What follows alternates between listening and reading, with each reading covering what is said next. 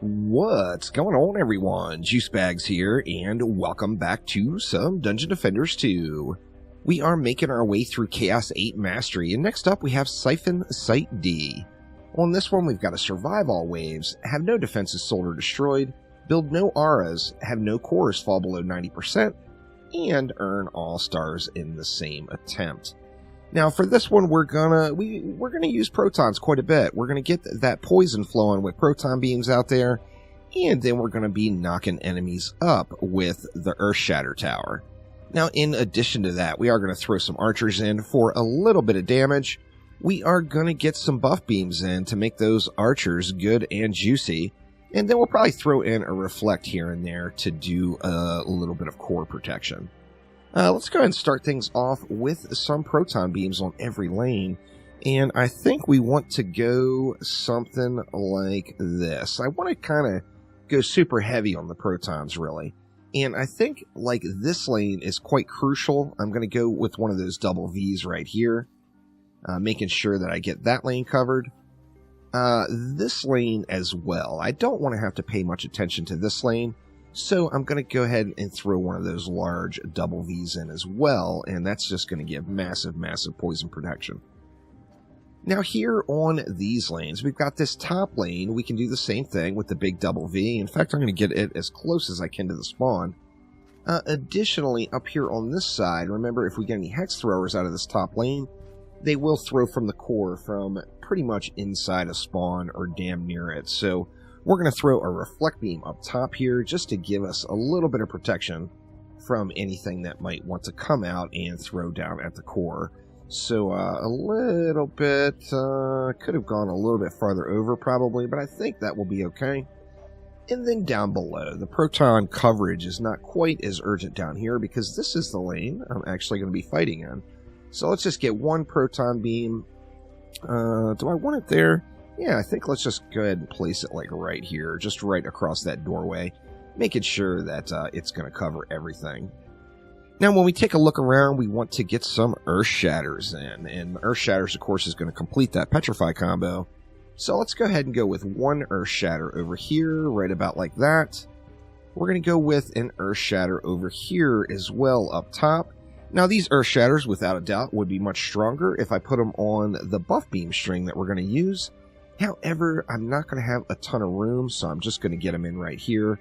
And then, additionally, this lane is just perfect for Earth Shatters. You get the opportunity to double dip here, and you can hit both lanes, that lower lane and the upper lane, from right here in this area. So we're going to get Earth Shatters down here that are able to just pound both of those spawns right there. And then what do we have left? Let's see. Well, we are going to want to get in some archers now.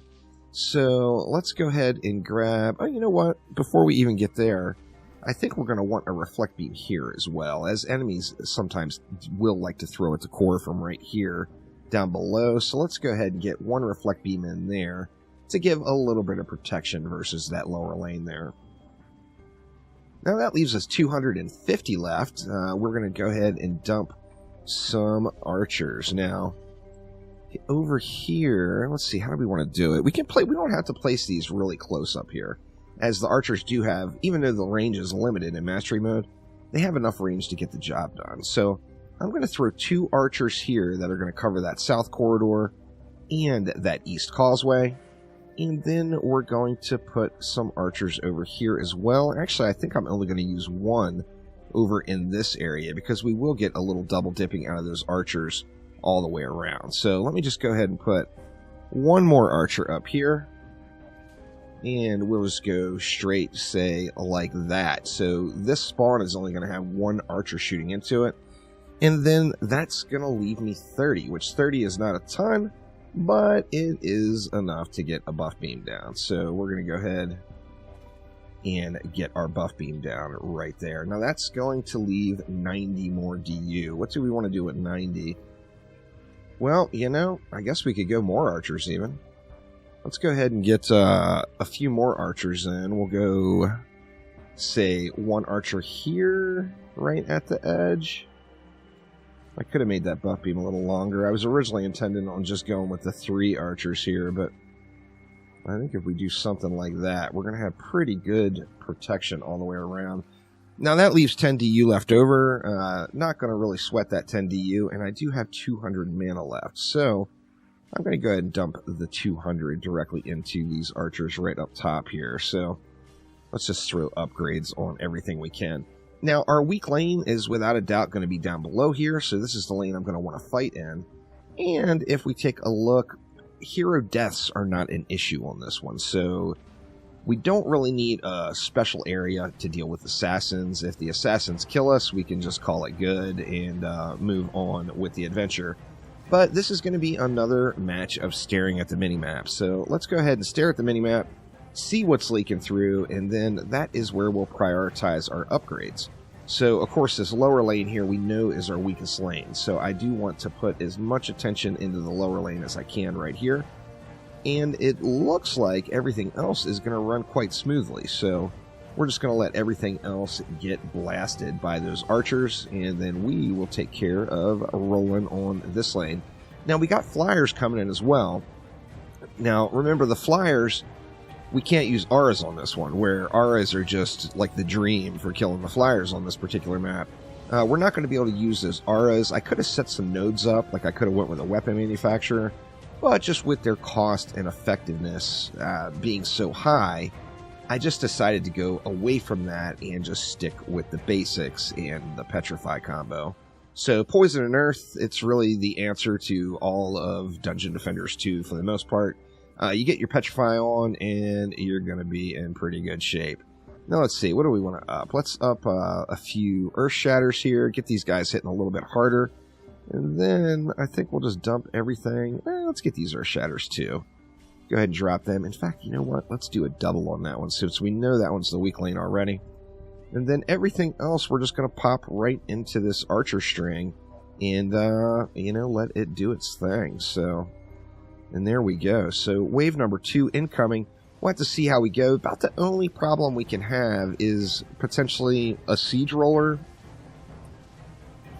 You know, if a siege roller comes, we could end up with problems. But, I mean, I think we're going to be able to sneak in behind it to get any kills in on our nuke monk here without any major issues. So just going to keep blasting away at this lane and not really sweat it. And I think this is going to be a relatively easy 5 stars here. We'll have to just keep watching that mini-map and see if anything leaks through. So we got no leaks at all so far. The Berserker Lady Orcs, of course, could potentially be an issue. And those, of course, are going to be probably mainly an issue on this lane. But they do have a long way to run, and I am going to just keep an eye out for them. Now, we do have a siege roller coming out here, so let's just go ahead and get poised for it. It is just about out. They come out pretty quick on this one. Once we get the lane clear a little bit, we can go ahead and drop our nuke on it and completely miss, because the backside is still in spawn protection, but we were able to get it down anyway. So, looking pretty smooth sailing here. So let's go ahead and jump on to wave number 5 and collect those 5 stars. And here we go into wave number 5. So we've had really no issue at all. We had a captain and a Drakenlord. We had another siege roller just in this past wave, and nothing has really posed any issues at all. So the siege roller's been coming out of this lane, and you really get clean booty shots at it from right back behind as the siege roller's coming out. So no real issue there.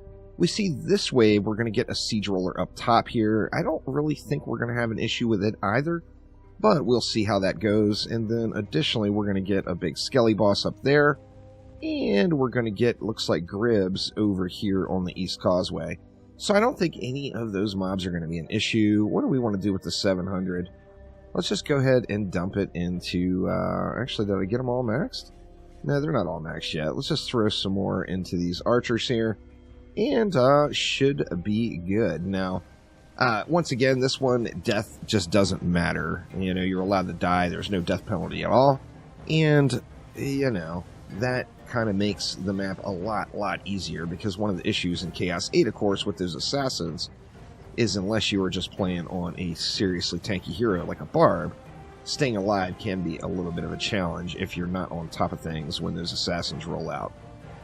So let's see how we're going to do to close this one out. Only 150 mobs left. We got lots of flyers rolling in. And, you know, same as always, staring at the minimap. We're going to use that minimap as our tool to get through this one. Let's go ahead and get ourselves up to full. Okay, here comes Gribbs. We got the Skelly up top. The Siege Roller is making its way out. I think we'll start off over here with Gribbs. Try to get... oh, we got wrecked there, but no major issues. We still got time on Gribbs. And the Siege Roller, of course, is going to be petrified in the stun, or in the spawn there, so shouldn't have any issues with the Siege Roller either. In fact, those archers may be getting some of those booty shots off and able to handle this. We'll have to see here. Yeah, Siege Roller is almost down. I think when this petrifies over, and there we go. So we got another daily mission complete. Very, very nice. And we got our 5 more stars in Mastery Mode here in Chaos 8. So that will do it for this episode. Thank you all so much for watching, and I will see ya next time around. Take it easy.